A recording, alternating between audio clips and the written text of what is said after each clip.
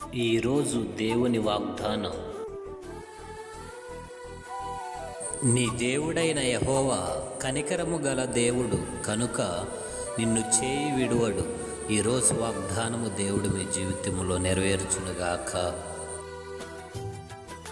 పరిశుద్ధాత్ముడు తోడయ్యుండి యేసయ్య రాకడకు మిమ్మును సిద్ధపరచునుగాక. ఆమేన్. ఇప్పుడు పాడినప్పుడు నాకు అమ్మ గోరు ముద్దలు ఇష్టం, కోరిటకు పెట్టుకోవటం,